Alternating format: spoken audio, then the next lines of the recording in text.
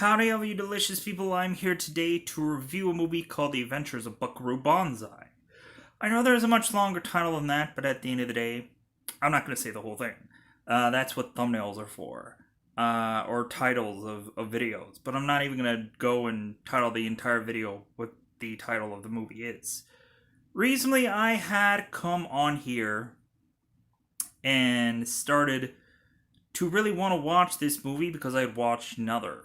I'd watched this movie called Ready Player One, and ultimately within that movie, the main character mentions that his favorite movie of all time is The Adventures of Buckaroo Banzai. I'm like, well, I probably have seen this film, but I've never fully seen this film. I've probably seen bits and pieces of it. I probably don't remember much about it, so I'm like, why is this person's favorite film? Interestingly enough, I had to go on an adventure to ultimately see if I could see this movie for absolutely free, in which I did and could. Ultimately, if you want to actually go out of your way to watch this old-fashioned film, you in fact can go on IMDb TV, the app of in fact going into and watching this thing for absolutely free with ads. Ultimately, if you dare say want to go out of your way with me to watch said movie and then come back and dare in fact get spoiled about it, because I'm going to break down this, of course, in two different variations. I'm going to give you a very cryptic-like version of this movie, then I'll give you a double 5-time count, and then we'll go into spoilers. After that amount of time, you'll get spoiled about this movie. So, first off, I had seen bits and pieces of it. I didn't fully fledgedly watch this entire film, so I just I went into it knowing that there's going to be some fairly odd visuals within this film. This film is going to be an odd duck.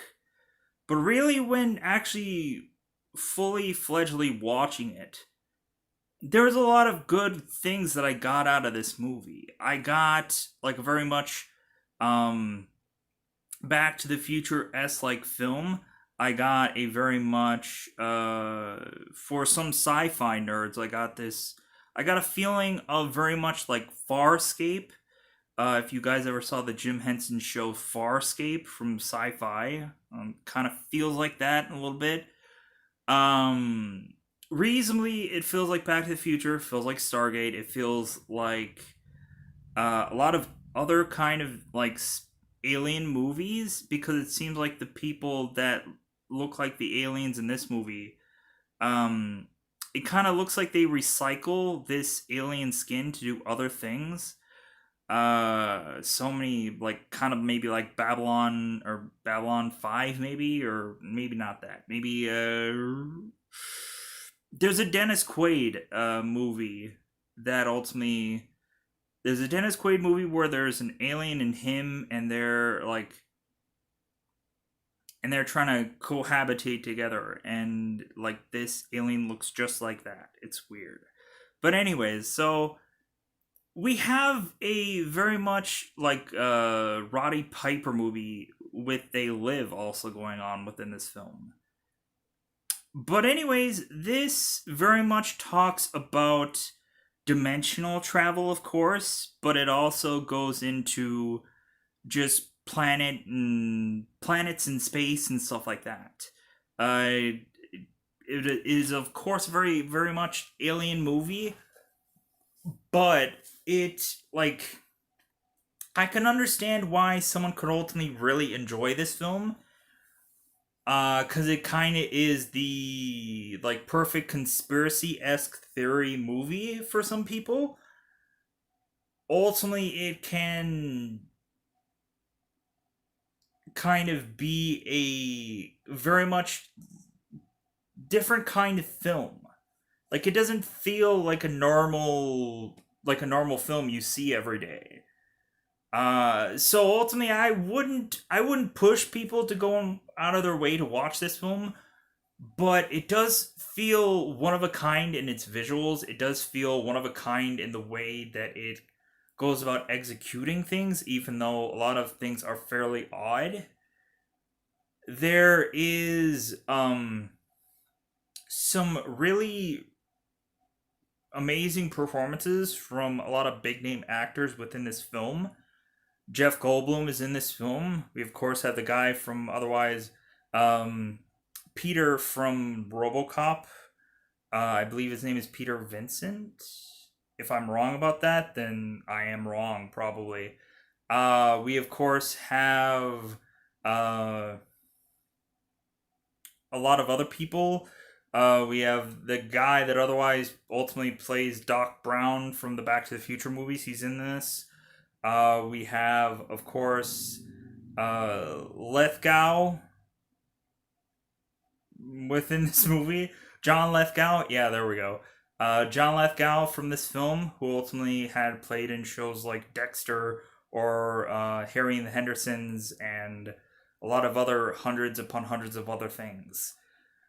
Uh, yeah, it's kind of like the who's who of a lot of different kind of people within this film. Anyways, so we have it to where, like I said, this movie feels very much like Back to the Future. It has a like I don't know exactly when like maybe somebody took the idea of Back to the Future from this film and maybe stole it. I don't know.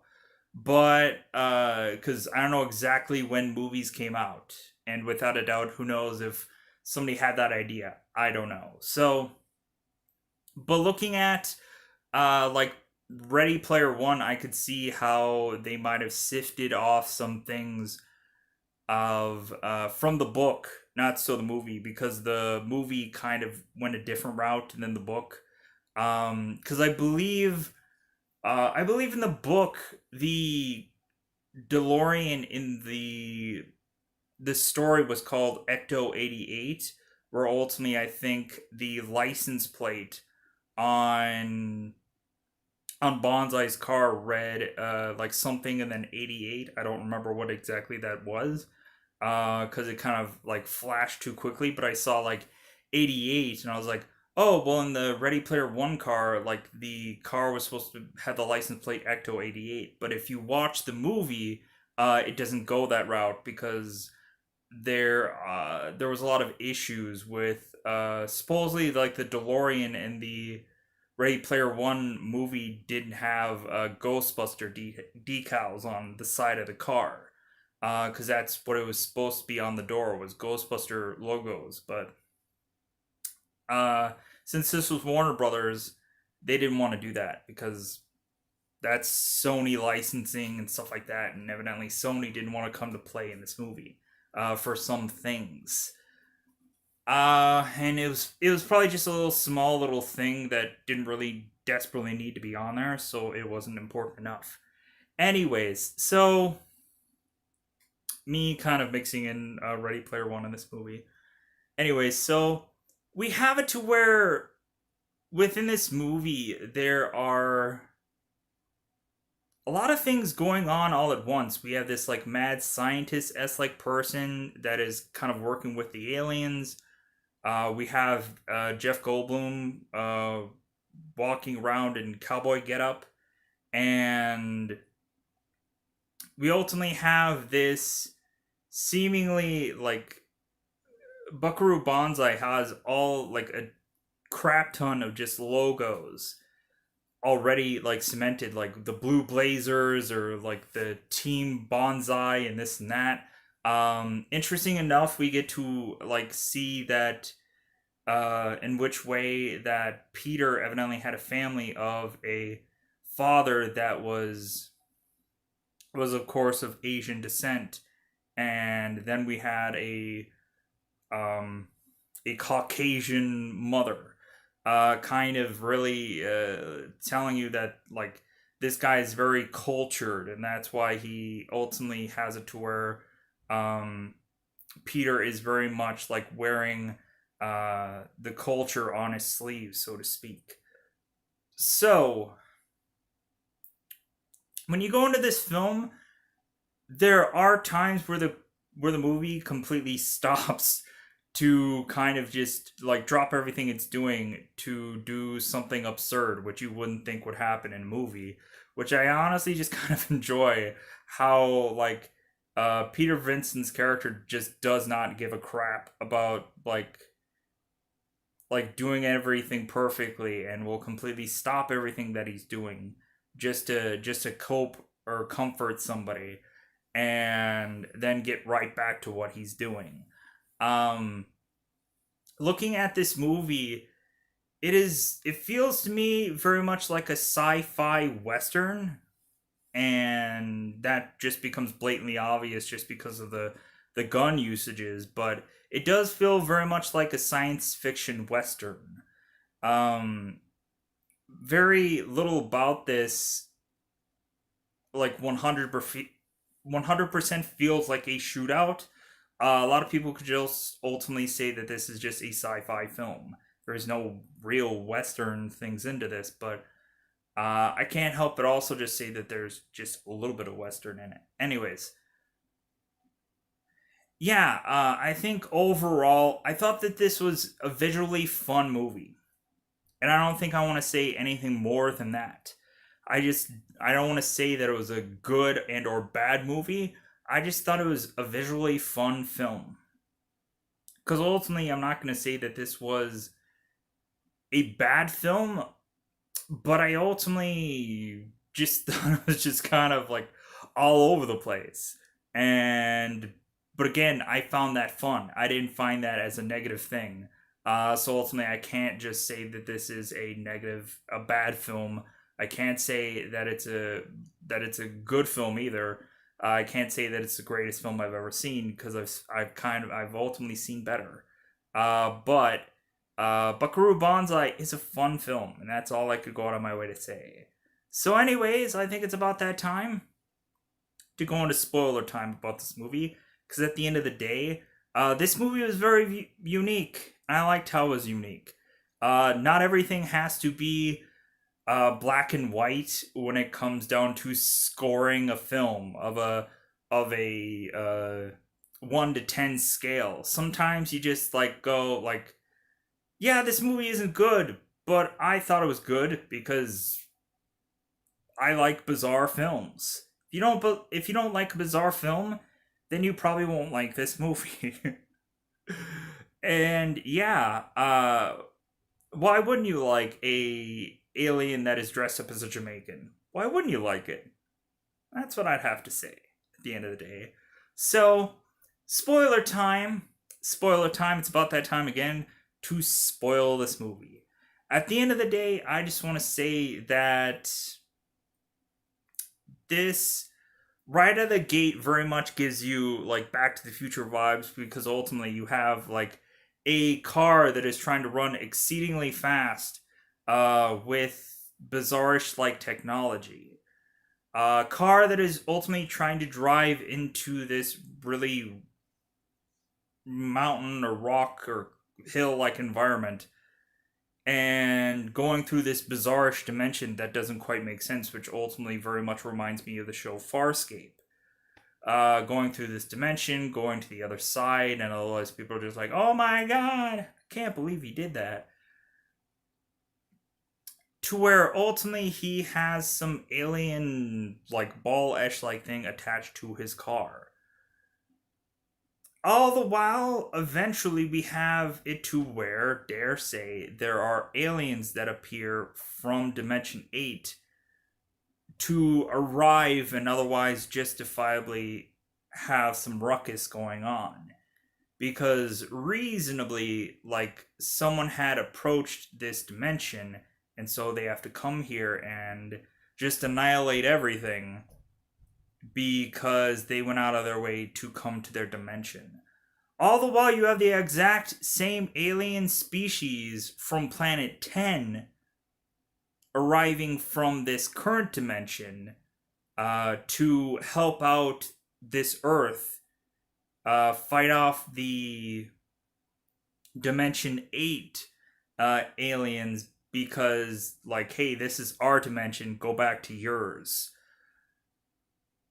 Ultimately, John Lithgow ultimately quickly and easily becomes the leader of these aliens. Funny enough, there's a lot of funny and interesting names of which these aliens go by. We have Big Booty, and we have like a whole bunch of little funny, like I was just kind of waiting for like the Simpsons esque like bar scene where you have names of like Jacques Strap and I Need a Hug and Kiss and like all these goofy names to uh to point out to irrelevant characters that don't need a name because their performance sells everything much more so than a name that they need.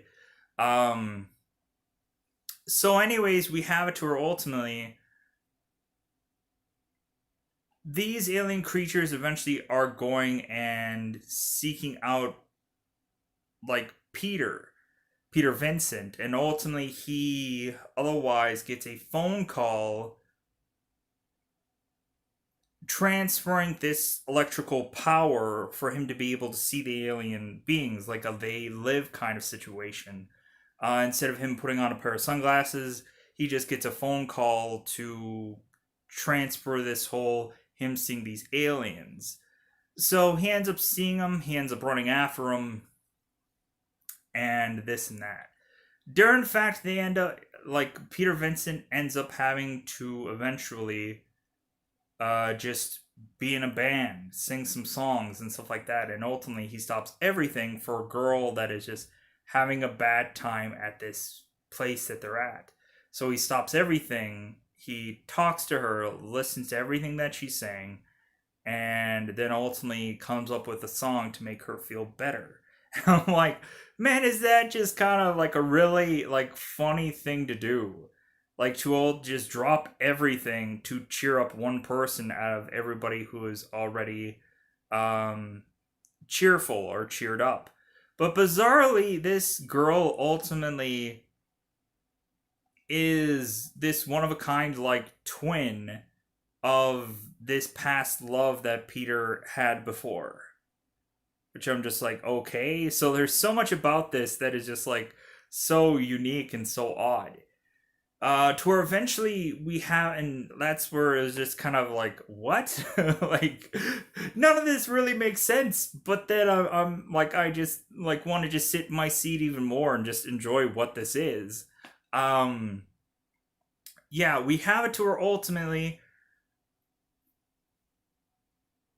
there ends up having to be some kind of showdown, which this movie eventually goes into after them coming up with all these conspiracies of supposedly the aliens being invading Earth on Halloween, and also the aliens coming up with this factory that no one can go into, and because ultimately they have a spaceship in there, and so we ultimately get it to where this president is in a very awkward position. He's kind of in this like contraption for his back, and people have to talk to the president with this guy. Otherwise, just in this mechanism, it's interesting.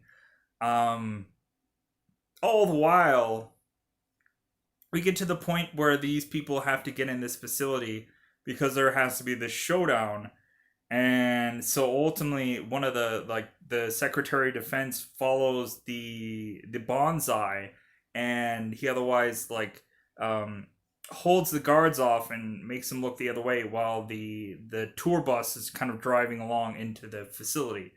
Ultimately one of their names is like Tingleberry or something like that, or like small berries or something like that. I got a good laugh out of that.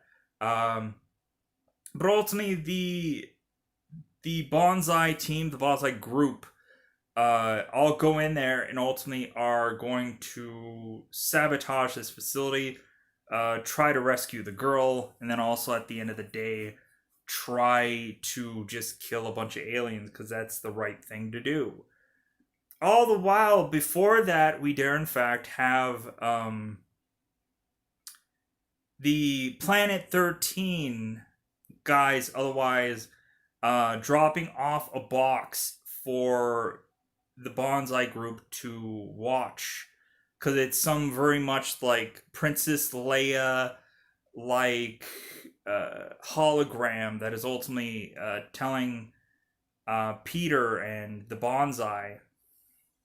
Let's just call him Buckaroo for all intents and purposes. Buckaroo and his dudes. They're all wearing these weird, bizarrish like uh, bubble masks, and the Planet 10 girl is telling them that they're there to help them and what they need to do, because ultimately, if they don't do it, the whole universe itself could all be annihilated because it's the wrong people in the wrong dimension and this and that. So, like, yeah, it causes a true ruckus to where these Planet 10 people have to come here to ultimately help these people and beat them, which I was just kind of like, okay, sure, all right.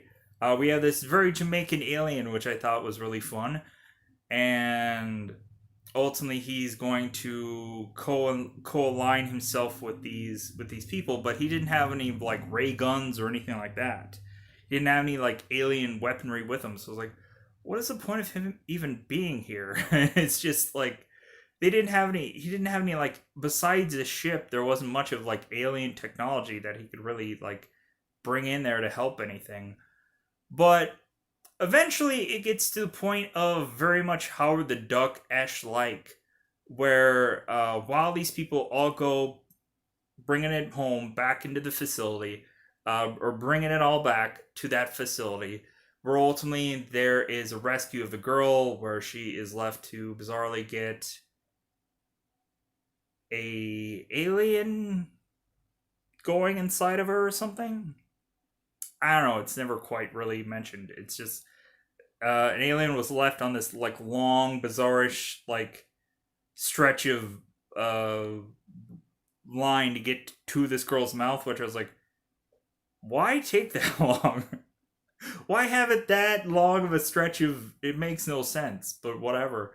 Um.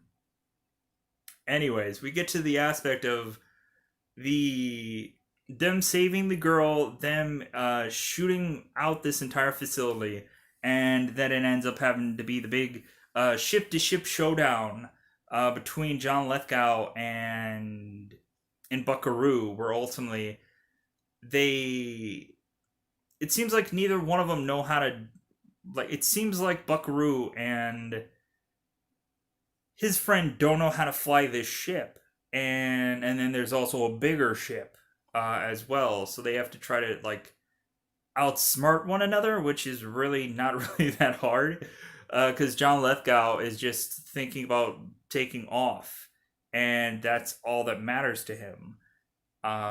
And also he is mocking Bonsai heavily so, and also killing all of his assistants because he just doesn't care. um, yeah, to where ultimately just Buckaroo just shoots the ship and then game over.